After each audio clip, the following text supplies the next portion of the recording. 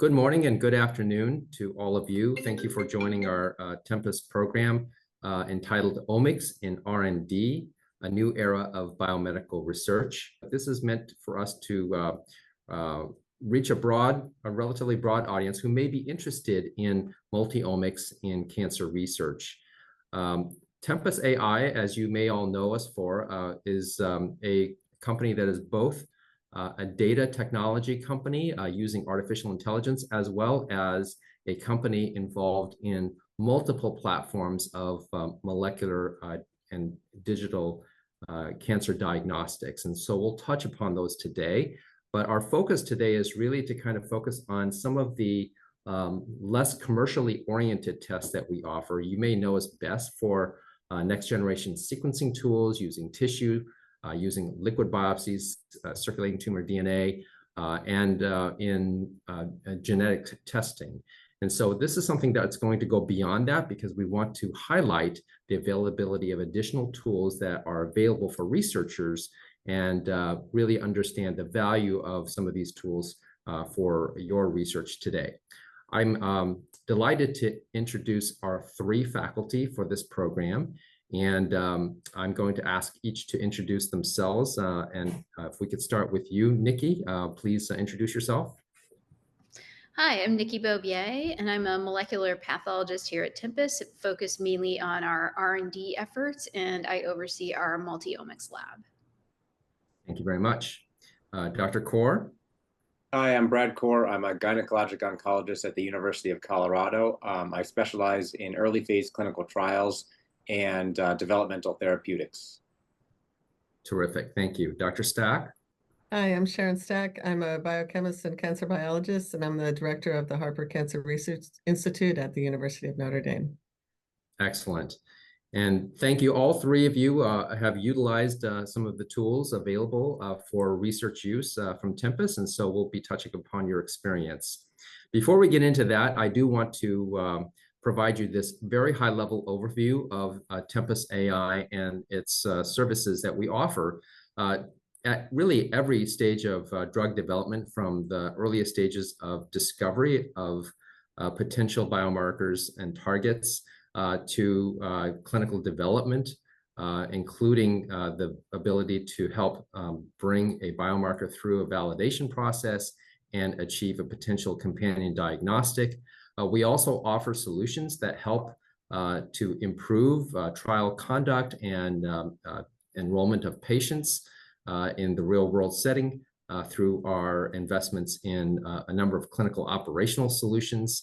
And as well, we help once a product is on the market to help facilitate an analysis of each product and understand its real-world performance through the data that is then collected. And of course, this then fuels an ongoing cycle. We really have now a growing database with over 200 petabytes of data and 7 million records. You can see that it's well over 6,000 oncologists, and 2/3 of the academic medical centers have partnered with us. And you can see that much of this is also fueled by the direct data connections that we've had over a couple thousand institutions now, where physicians have access to results, can have potential integrations of their health records. And this allows us to compliantly collect de-identified clinical information that, again, is so meaningful in really interpreting the context of all their molecular and other digital pathologic findings that help add value to this whole cycle. Next slide, please. So I'm going to stop on this slide and dive deep into each of these different areas, because these different categories of multi-omics are the very tools that Tempus AI is offering to researchers in biopharmaceutical settings. And so let's touch on each of these. And so in the area of genomics, and maybe I'll ask Nikki, since she's our director of this lab based in Atlanta, to touch upon some of the unique solutions that are offered there in the area of genomics. Nikki?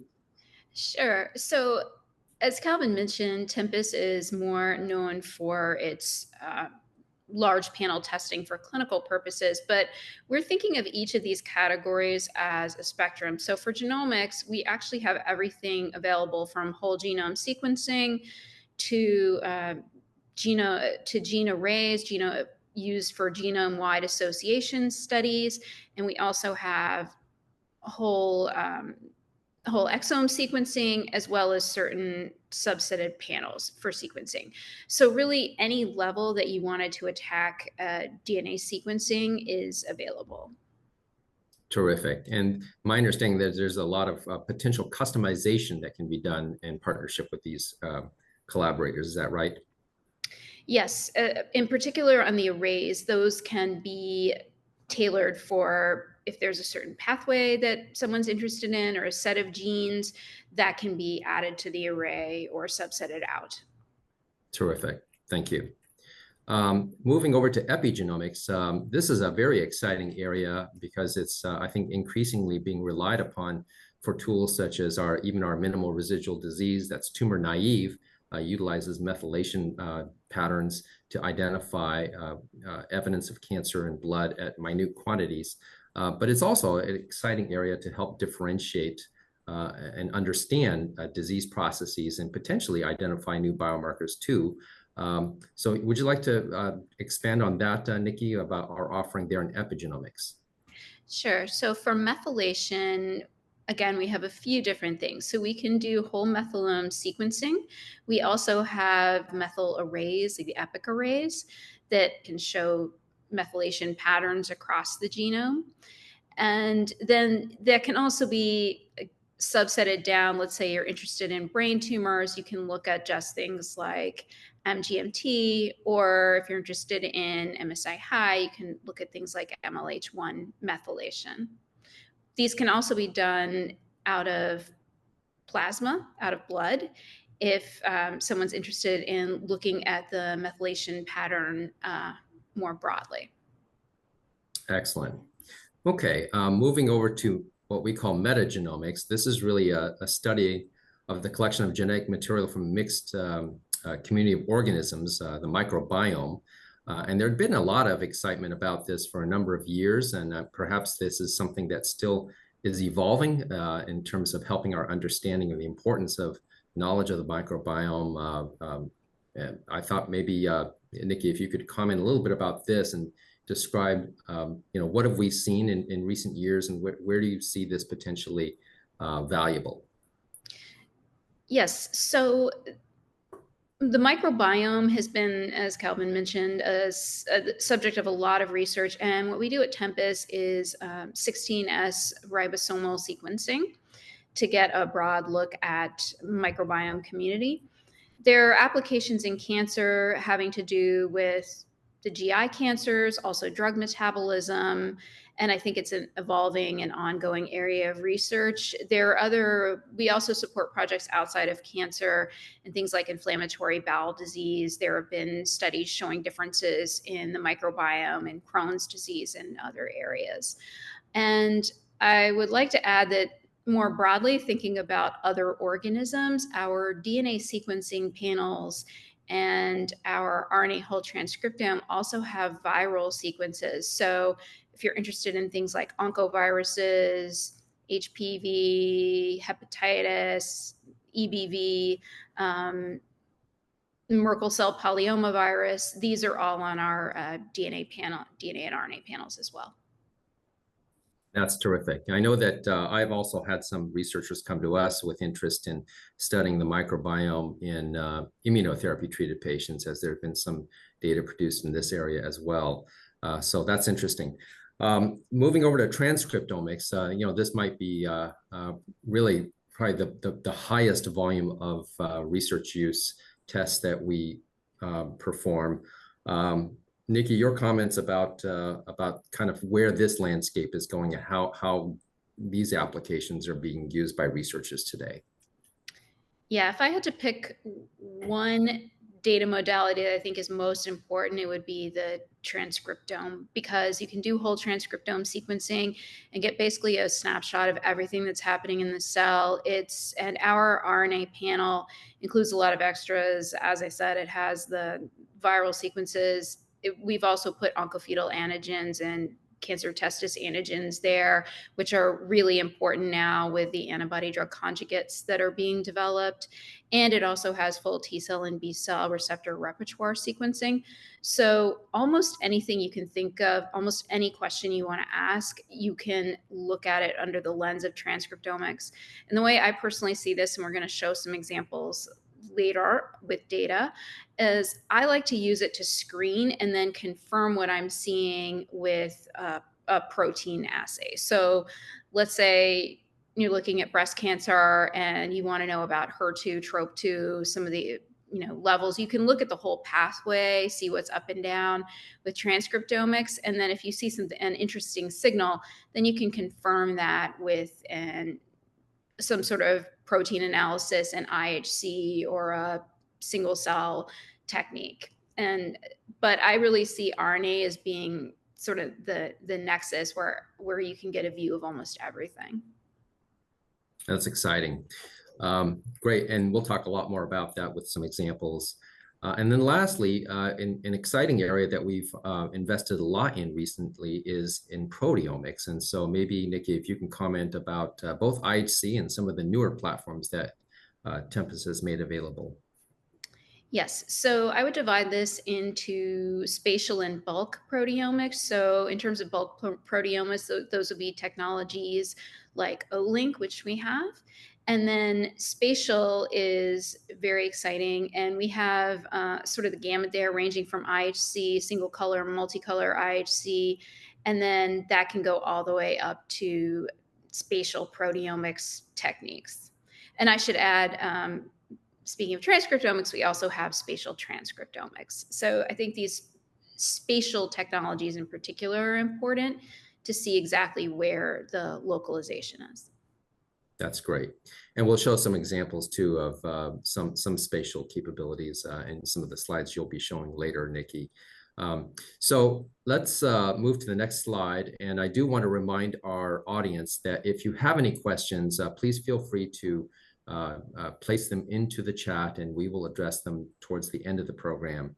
I did want to just take a high-level overview of this particular slide, which are including, of course, these different omics platforms that we've walked through on the previous slide. But I like this slide because I think it is biologically representing the sequence of what we think about in looking at these different outputs from omics platforms, from genomics, which is really assessing the structure, function, and mapping and editing of information in the DNA.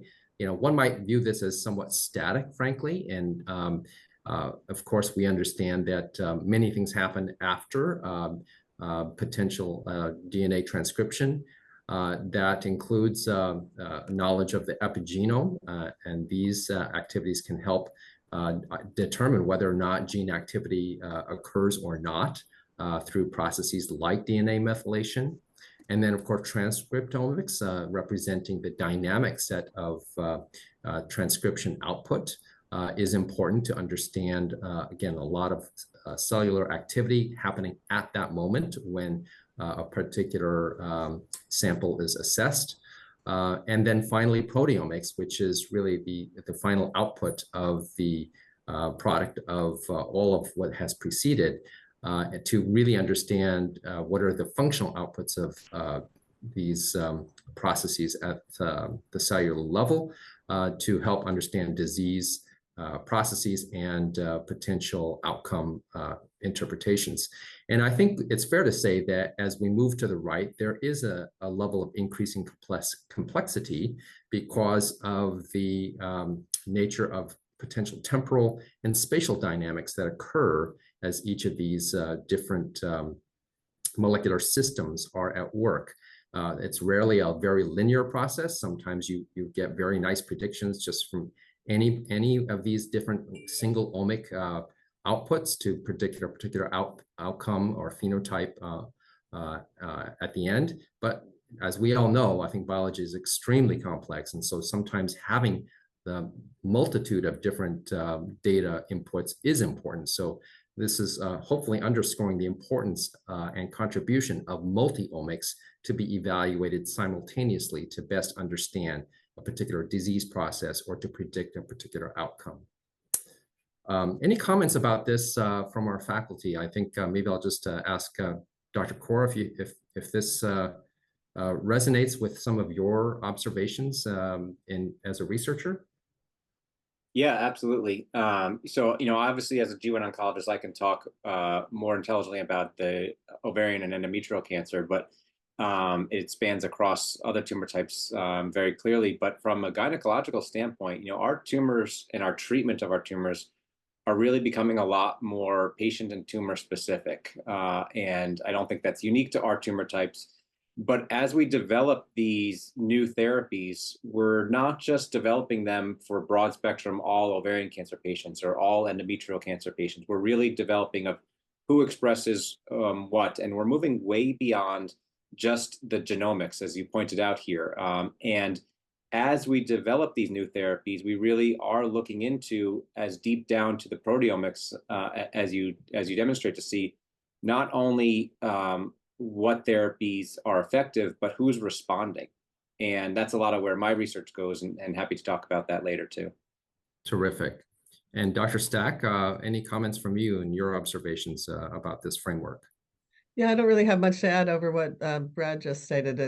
In our basic research, it's definitely, we're very interested in things that are happening at the protein level, because that's really where all the action is at the end of the day. So it's great to have the proteomics option.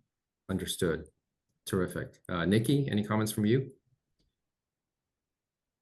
Definitely agree with what's been said, and that's why we have it in this order, where essentially you're going genome, epigenome, transcriptome, proteome. But as Sharon said, proteome is where everything happens, and so DNA is almost a surrogate marker for what's actually happening at the protein level, and it's nice to be able to address that directly. Great. Okay, so let's go to the next slide. I think we're going to get into some questions for our faculty here. And I'm going to put these two questions together. First off, if you could describe how you've utilized some of Tempus's omics solutions in your research, that'd be great. And can you also give an overview of your current practice and how your team has used these various omics techniques for your research in general? Let's start with you, Brad. Yeah, from a research standpoint, I've had a phenomenal relationship with Tempus, utilizing them as a companion test for our, or actually translational test for our clinical trial that we looked at the use of PARP inhibitors in endometrial cancer. And this is a novel drug for this tumor type. It's well established in other tumors such as ovary and prostate and breast. But we're really diving into the gynecological use in endometrial cancer. And the exact patient population wasn't well known. And fortunately, we had some positive results in our clinical trial. And then we wanted to dive deeper into, okay, so who was responding and why? And in collaboration with Tempus, we were able to use the exact technologies that were just described to go beyond just the HRD status or the BRCA status of patients. BRCA is not common. While PARP inhibitors respond well to them, there's just not a common mutation in endometrial cancer patients. And then the great thing about this was, looking at the transcriptomic aspect of homologous recombination deficiency, or HRD. Tempus platform is RNA based, and it's not solely based on historical ovary or breast populations. It's really whole tumor. And for us, that was phenomenal, because this is more translational and looking at a new novel technique. Mm-hmm. I think you mentioned HRD, and one of the algorithms that Tempus has developed is exactly that. It's actually a signature based on RNA expressions for HRD. Nikki, I thought maybe if you might want to comment on, how was that developed, and how is that something that might be useful? Right. So we took the whole transcriptome data and then labeled it. We initially labeled it using double hit BRCA as the HRD positive. And then we took out one copy losses or single mutations in BRCA so that we wouldn't have any intermediate phenotypes. and then trained it using a series of labeled positives and negatives, exactly the way you would do any machine learning out of a high complexity data set. And then we validated it with known HRD tumors. We also have a DNA-based HRD algorithm, which looks at genome-wide loss of heterozygosity. But if you think about it, the loss of heterozygosity is sort of the genomic scar or the marker of a previous homologous recombination deficiency. The RNA expression profile shows a snapshot of what is happening in the cell right now. So interestingly, if you have tumors that have been treated with PARP inhibitors and have acquired a resistance mutation, the RNA profile goes back to normal. Thank you. That's a very helpful description. Okay, well, Dr. Stack, Sharon, if you wouldn't mind telling us how you've used some of Tempus's solutions in your research. Sure. So my own personal lab research is also on ovarian cancer, but we've used Tempus more for a Harper Institute project. And here we're trying to get some snapshots into some of the molecular basis of cancer health disparities in various populations. And we've chosen to focus on Latin American and Native American populations for a lot of reasons that I could go on for an hour about, but I won't. But for example, in breast cancer, in the US, Latin Americans are about close to 20% of the population, but if you look at publicly available databases like the Cancer Genome Atlas, only about 3% of those patients are of Latin American descent, and Native Americans don't even register, barely register in TCGA, even though they're about 3% of the US population. So we've spent a really long time since pre-pandemic trying to establish relationships to access the tumor specimens from various Native American tribes, and then some Latin American clinical collaborators in Panama and Mexico. And what we're doing right now is doing a two-phase look with Tempus, where we're doing the XT panel, just looking at common cancer-driving mutations in there, and that's going to give us a nice look to see whether we see the similar mutations. And again, all of these are breast cancer in the first look, whether we see a similar mutational profiles in these different groups relative to the primarily Caucasian data that's available. But then what we're really excited about is the RNA-seq, as you all have already talked about, because that's going to give us a rich resource that we can really dive into and get a lot more interesting and useful information about what signaling networks might be activated in these tumors that are either the same or different as in other groups. That's terrific. And your results are still forthcoming, right? You're still working on this. Yes. Well, very interesting. I think you've nicely, all of you have nicely illustrated this paradigm that we talked about and the importance of looking at the dynamic nature of what we're trying to study. Let's go on to the next slide, which continues on our questioning about really unveiling disease complexity and using multiomics. What role does multiomics play in revealing novel therapeutic targets and pathways? And perhaps, you've touched on this a little bit, but maybe I'll ask each of you to think about, what particular examples you might think of where multiomics may be at play for therapeutic targets. Brad? Yeah, I'll revert back to the project we did with you, because as I alluded to, the use of PARP inhibitors in endometrial cancer is really quite novel, and only a few clinical trials really out there, with ours being one of the major with positive results. And there's a belief out there from gynecologic oncologists that there's absolutely a role for PARP inhibitors in endometrial cancer, but the direct patient population isn't quite well known, and that's where this platform really has been incredibly useful. And so we took our clinical data where we had tumors and blood from everyone, and really getting that RNA analysis to do a deeper dive into who is responding and who's not. I mean, it's truly looking at where does this novel therapeutic fit and for which patient. And it's this data that I can't say too much because we're going to be releasing it at an international meeting in the fall. But it's really exciting to see that it's not just the genomic stuff that's proving this. It's the transcriptomic that's really allowing us to identify that who these therapies are useful for. Absolutely. And Sharon, any thoughts from you about this particular question?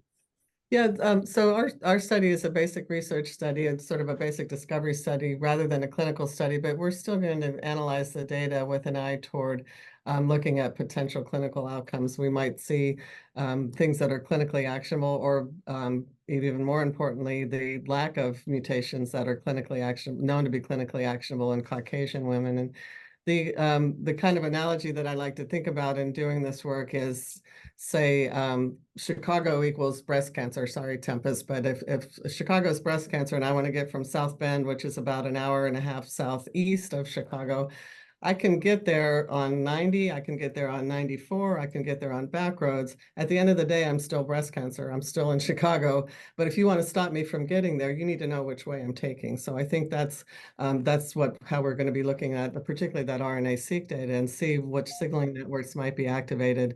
And again, if they're common or distinct in these various population groups that we're studying. Great analogy. Nikki, any thoughts from you about multi-omics and novel targets? Yeah, not much to add, and those are great examples. To me, what I love about the whole transcriptome is it's really like a sandbox. So if something comes up that's looking interesting, it's really easy if you have this repository of data to go in and just look at. Let's say you have a group of patients whose one group's responding, one group's not responding. You can, in an unbiased way, take the RNA expression profiles and do UMAPs, PCAs, pick your statistical tool of choice, and just get a really quick idea of what the differences are. And then once you have that, then you can drill into it, generate hypotheses, and test them in other ways. Great. Okay, we're going to use some, go to the next slide if we would please. One more question about biomarker discovery and validation. What are some of the key advantages of using multiomics for biomarker discovery? I mean, maybe this is related a little bit to what we just discussed, but compared to traditional or single omics approaches. So I think what we're looking for here is just the value of looking at multiple data streams. Anybody, Brad, do you have a comment about that? I'll just kind of reiterate a little bit of what was said, is that, we're moving beyond just the simple IHC expression, or, we're moving beyond just the genomic, which genes are on or off. And this platform really allows us to better utilize that. And, we were talking earlier about the hypermethylation aspect and endometrial cancer. That's really important, especially with the newer approaches of immunotherapy and upfront management, and the dominance of those being hypermethylated MLH1. And so, our research is really going now deeper into, okay, who's benefiting and who's not. And I'll just reiterate kind of what we said before. Great. And maybe, Nikki, if you wouldn't mind commenting a little bit about some of the work that we've been engaged in with respect to ADCs. I know you're going to talk a little bit about that, but maybe this question really highlights some of the observations we've had in looking at trying to predict better biomarkers for those drugs. Yes. Well, again, it's almost like your DNA is, you're going from sort of general to specific when you go from DNA to protein.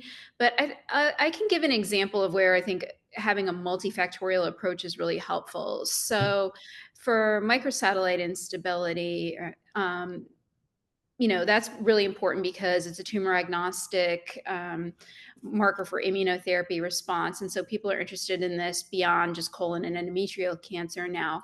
But you do see, there's this general idea that if the protein is lost, you do these immunohistochemical stains that are very standard. And if you have a protein loss, then you think that it's MSI high. But we've seen, you can also measure that by DNA, and you can look at those microsatellite loci. And sometimes you see discrepancies. And it's very interesting to dig into the data and see why you have these discrepancies. So sometimes, it's rare, but sometimes you will see that the proteins will be present on IHC. It looks MSI high by DNA. You're like, what's going on? There are some rare mutations that are essentially point mutations or tiny frame shifts in the C terminus that actually do cause loss of function but the protein is still expressed enough to be there on the IHC. So that's just a simple example of, you can see these discrepancies, and, a patient may not, who has IHC stains present, but it's gone by RNA, by DNA, they would respond to immunotherapy. So it's one of those things where the more data modalities you have, the more you can explain a problem. That's a great example. Sharon, anything to add here? Examples you can think of about Yeah, multiomics, just which is briefly, simple. very briefly, I think that the ability to integrate more than one multiomics approach gives you the opportunity to get a higher confidence biomarker or panel of biomarkers that can then be used. And particularly, for example, in the context of our study, if our goal would be to take a biomarker or a panel of biomarkers into an assay that can be developed for a low resource setting. So we want to have as much confidence in those biomarkers that we're taking forward in that study as possible. That's great. Okay, let's go to the next slide. So finally, I think this is our last question before some examples. How are different types of omics data, genomics, epigenomics, proteomics, integrated in your research, and what challenges have you faced? I think you've all talked a little bit about this already, but maybe just any additional thoughts, and maybe focusing on challenges. I think that would be important to highlight. Brad? I'm just going to reverse this a little bit and say, the challenges I've had with other evaluations is kind of getting various data sets and different time points, different faces, just adding into the logistical challenge of it. And I just want to, I realize I'm here as a panelist, but I really do want to express that my significant pleasure in working with Tempus in the face of this data coming back to us as a researcher has been phenomenal. Incredibly easy, incredibly quick, very user-friendly platforms, and it's removed a lot of that logistical challenge of how to integrate that data into our clinical data. So I'll just emphasize that. Excellent. Sharon, any thoughts from you about this? Yes, for us also, the data integration is probably the most significant challenge, and that's probably the case for everybody. I think the presentation of the data in a useful format definitely helps in that aspect a lot. And I would also like to add that it's almost impossible for a single researcher to curate the ever-expanding database of mutations and which ones are actionable and which ones are not actionable. So access to your expertise at Tempus to have that annotation up to date is really helpful for us. Great. And Nikki, internally, I mean, challenges that you've noted in using our different streams of data. Yeah, so what I like to use it for a lot, especially in my clinical practice, is trying to categorize resistance mechanisms and what variants of unknown significance might mean. So we do a ton of DNA sequencing clinically, but sometimes you have something where you're not sure if it's a resistance mechanism or not. You're not sure what the mutation is doing. And if you only have DNA, you're just sort of stuck doing a literature search or looking at maybe some computational protein analysis to see what you think that's doing.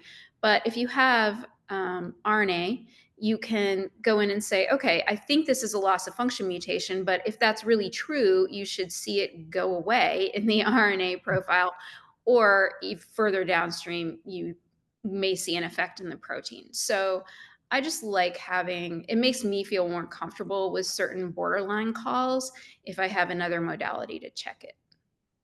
Great. Well, thank you. Those are great answers. Let's move to the next slide. We inserted this slide just because it was a nice, very current example presented at ASCO just a month ago that researchers from the UK utilized ctDNA methylation profiling in breast cancer patients to actually categorize breast cancer into different intrinsic subtypes. I mean, this is something that's been, of course, achieved with other platforms like the PAM50 or RNA platforms. But nicely, just the assessment of differential methylation patterns was able to kind of categorize patients into the ER positive, HER2 positive, and triple negative subsets of breast cancer. And I think it's just a nice illustration that, there's really a lot of clues of information here that perhaps are relatively new compared to the DNA and RNA. And again, I think speaking to the potential benefits that can be derived from looking at this type of data. And the next slide, I think, is a different example. And Nikki, I might actually have you walk through this study because it was something that we did here, talking about epigenetic and genomic testing in patients with pancreatic cancer, right? Yeah, absolutely. Without getting into too much detail, it was a biotech company that was interested in a drug that they thought would affect metabolism and perhaps methylation pattern. And so they were able to use a circulating tumor DNA assay to follow the patients over time, and then also use the methyl array, again, out of plasma. So from the same sample, it's much easier than collecting multiple samples.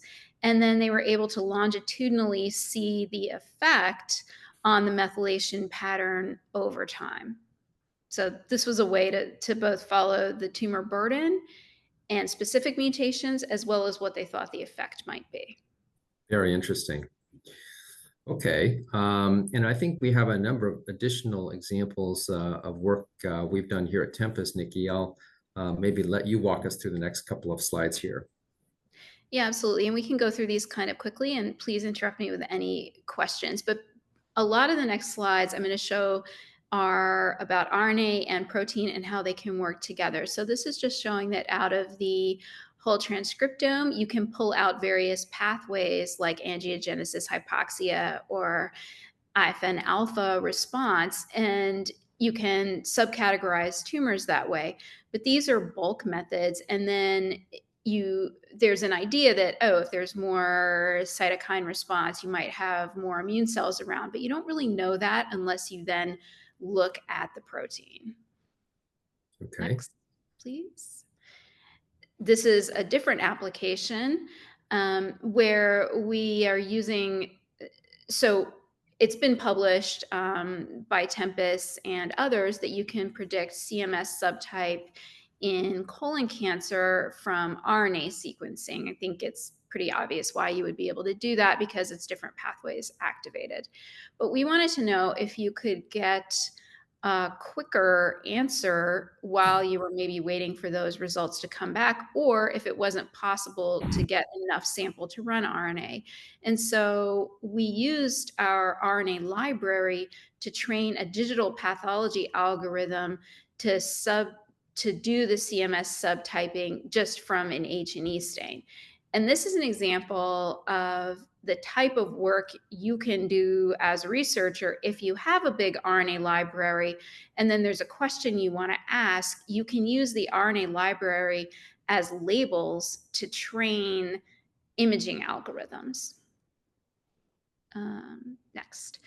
So then this one is looking more at immune subtypes, again, starting with the RNA. So we've broken out our tumors into various diagnoses and then selected cutoffs for a few different immune markers. The NY-ESO-1, LAGE-1 and MAGE-A4 and NY-ESO-1 are basically neoantigens. And so having higher expression of those you would hypothesize would lead to a response from either general immunotherapy or therapy targeted to those specific antigens. Then let's say you do have treated patients and you want to look at what may have happened. You can take H&E slides and do cell detection and segmentation and see exactly where, you can divide a slide into things like tumor stroma, normal epithelium, immune cells, and see exactly where they're spatially related to each other. So one of the things RNA can do really well is look at subtypes of immune infiltration. Because you have the whole expression pattern, you can tell CD4 T cells apart from CD8 T cells, apart from B cells, NK cells, etc. And within, let's say, T helper cells, you can look at all the different subsets. So what we've taken here are, we've made these violin plots from different cancer types, looking at the overall immune infiltrate, and then B cells, and then CD4 positive T cells. And you would imagine, again, that if you have more CD4 positive T cells around, that it might respond better to immunotherapy. But you can get a general idea of that from the bulk RNA sequencing. And if you know some clinical data, like how the patient was treated and what the outcome is, then this starts to become pretty powerful to look at these patient populations. So in the bottom right corner, you can see the H&E images, and then the algorithm has, the digital algorithm has done an overlay of where the lymphocytes are with respect to the tumor. And then you can see the Kaplan-Meier, there's tumor progression, time to tumor progression stratified by TIL score. And the more tumor infiltrate, basically the high category of tumor infiltrating lymphocyte had a longer time to progression. And so these are the kinds of insights you can start to get if you combine the RNA, the imaging, and some clinical data labels. This is one of the things that I've been excited about recently, especially with all the antibody drug conjugates that are getting approved, is, again, you can get an idea of whether there's something like HER2, TROP2, Claudin 18, FOLR1, Nectin-4. There are lots of different antibody drug targets that are coming, that are either approved or coming through clinical trials now. And bulk RNA sequencing will give you an idea of whether something might be overexpressed. But eventually, we see a problem, sort of a practical problem as well as a scientific problem. And the practical problem is, if you get a small biopsy, you're not going to have enough tissue after you've done your diagnostic workup and maybe some molecular sequencing. You're not going to be able to run 20 IHCs. So you need a way to narrow that down and say, okay, what am I going to look at? And that's where I see a really big synergy between RNA and IHC, because you can use the RNA to screen. You can look at 20 targets, you can look at 100 targets by RNA, and then say, okay, these are the two that I'm most interested. These are the two that look the most overexpressed and that I want to check on. Then you can, using only one slide, do, let's say, a 2-color IHC and look at those targets. So this is a breast cancer case, and you may be interested in, well, would a HER2 drug or a TROP2 drug work better in this case, or which one would I lean towards, given that both are approved?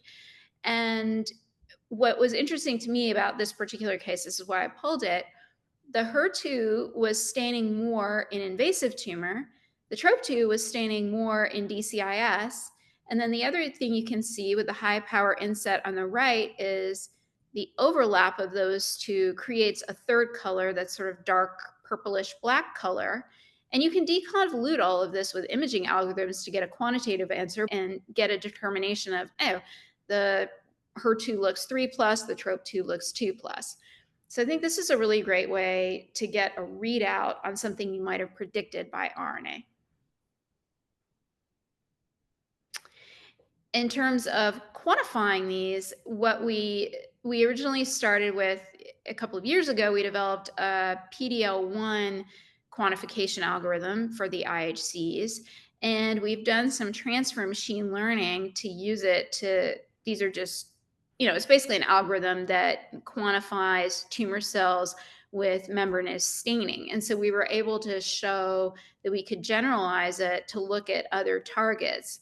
So this is a way to very quickly ramp up an algorithm to look at your target of interest. Well, those are wonderful examples, and thank you very much, Nikki, for walking through each of them. I think, very valuable demonstrations of really the multiple platforms that we have at our disposal to shed light on better understanding disease processes. So I think these final sets of questions will really focus on the future of multi-omics, and where do we think things are going. Let's talk first about personalizing clinical research. What are some of the key considerations for effectively integrating multi-omics data into the design and execution of personalized clinical research studies themselves? I don't know, and let's just open this up, and any thoughts, Brad, Sharon, Nikki? I'll let Sharon go first since I was first. I'll steal the answers.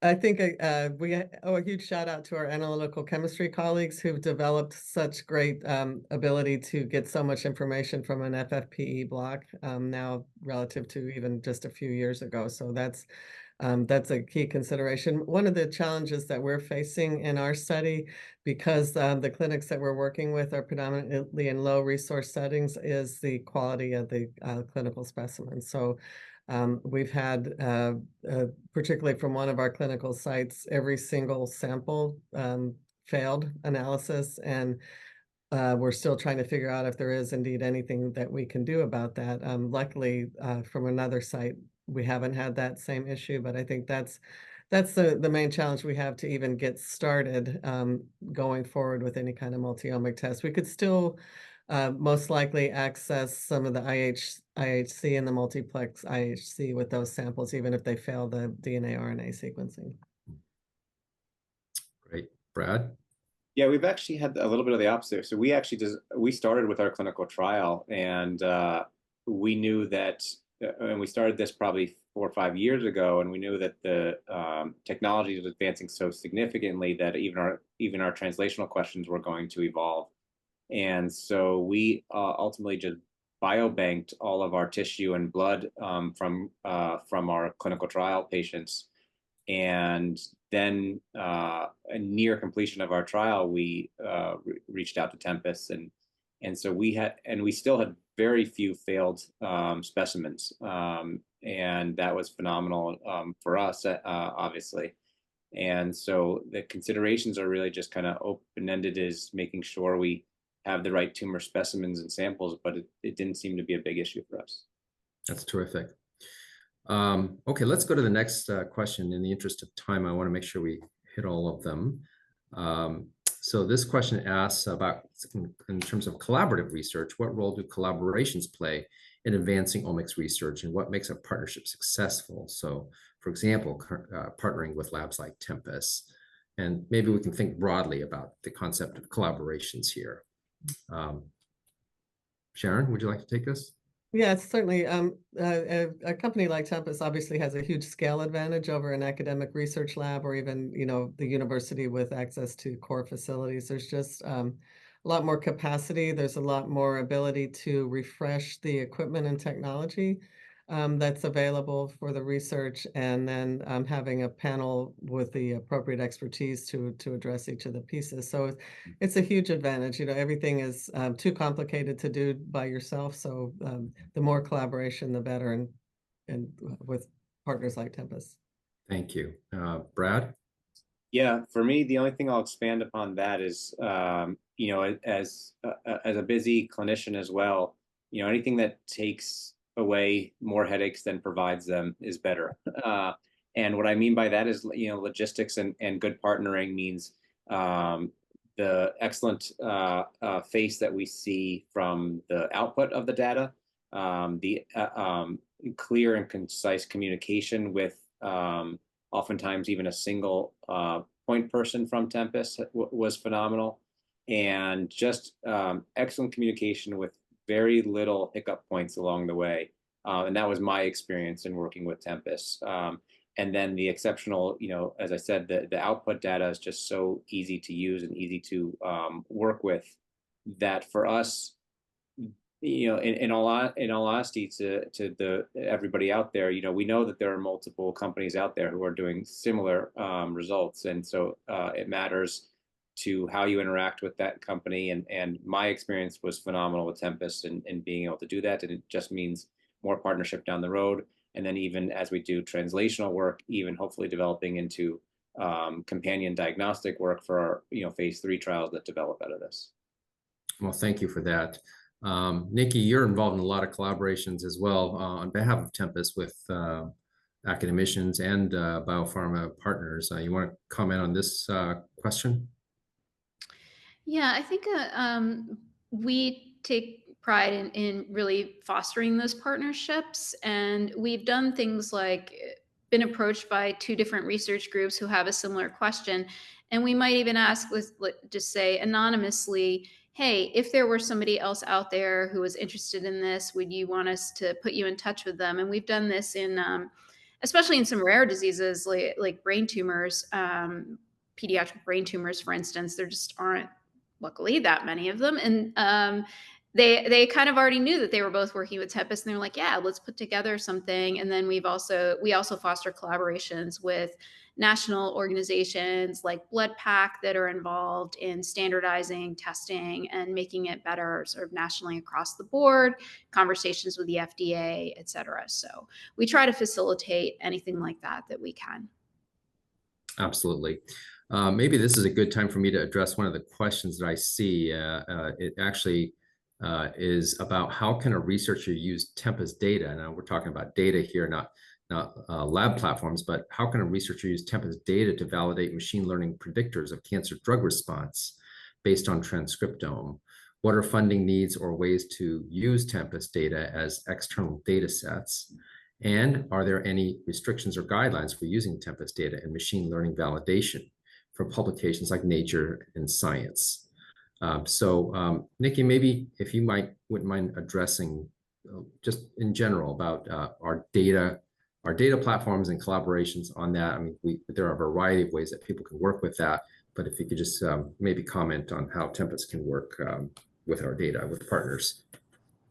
Yes, so you can do a data partnership just either as a standalone data project or in conjunction with a wet lab project. And one thing that we do is we have a huge database. It's all de-identified.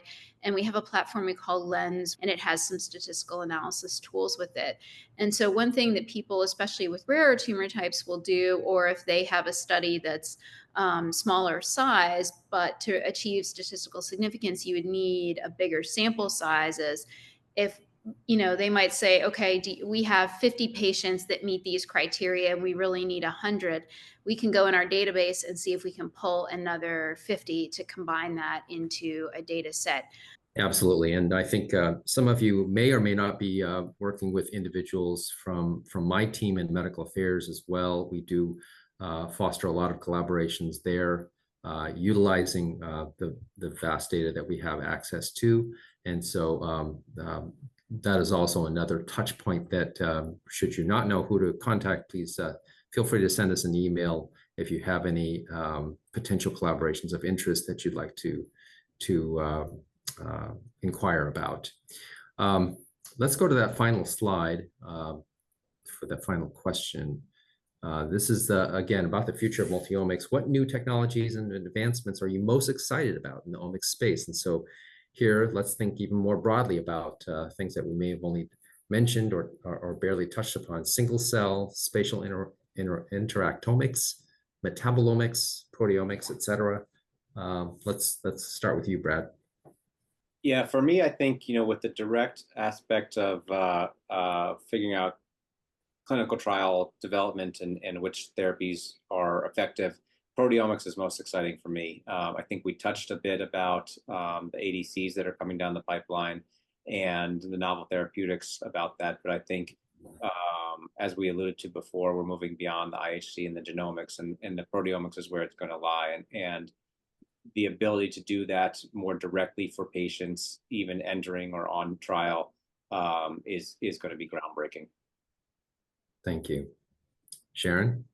Yeah, in the context of my personal lab research on ovarian cancer, we're looking at that in the context of host aging and host obesity. And from single point analyses, we've seen some interesting metabolites popping up. And we've seen in the obesity angle and some interesting changes in the microbiome in the aging angle. And being able to integrate that more broadly, I think, and with a focus on how the microbiome contributes to those changes in metabolites would be of interest. That's great. And Nikki, what are you most excited about? Single cell and spatial, so spatial transcriptomics and spatial proteomics. We are doing some of this right now. The amount of information you can get from one piece of tissue is astonishing. And especially with the new drugs, we've talked about the ADCs, but also T-cell redirectors and so forth. Bulk sequencing or is useful, very useful for knowing generally what's going on, what pathways are activated. But really, there's no substitute for knowing that a T cell is next to a tumor cell and that, this is an activated T cell, this is a tumor cell with a particular antigen on it. And you just can't get that information any other way. So I think that the higher order spatial proteomics is going to be huge. Yeah, that sounds exciting. Nikki, there's one question here. Maybe you can address very quickly. It's about, you mentioned MLH1 promoter methylation testing, important to clinically determine cause for hypermutation and deficient MMR, and rule out Lynch syndrome as a cause. The question is, will we start offering this on our test platform? But I don't think there's anything slated for commercial test offering, but maybe you could just comment on it's achievable through research. Is that right? Yes, so we can do it for research. For our commercial tests, Tempus is a very much bigger is better philosophy. So I could see us offering something like methylation profiling. So we're looking at brain tumors, for instance, and also some heme malignancies. Methylation is actually a pretty key sort of even a way to classify those tumors diagnostically. So we were looking at doing that sort of thing with a larger methylation panel. Okay, thank you. The last question is just about what's the process for proposing projects using Tempus data? It depends on what the project is, but I think that a good initial point of contact is actually if you know of a medical science liaison that is supporting your center, there should be somebody because that would be somebody on my team. That might be a very natural first point of contact. We're happy to take this in and route you to the right teams, depending on what the project specifications are. In some cases, there are opportunities to achieve this through a grant. In other cases, it might be something that we would collaborate on with you. And in other cases, there could be ways in which we could actually cut some data and provide that data to you that you would use your statisticians and analysts to work on. And in other ways, there might be some ways of providing it at a nominal cost.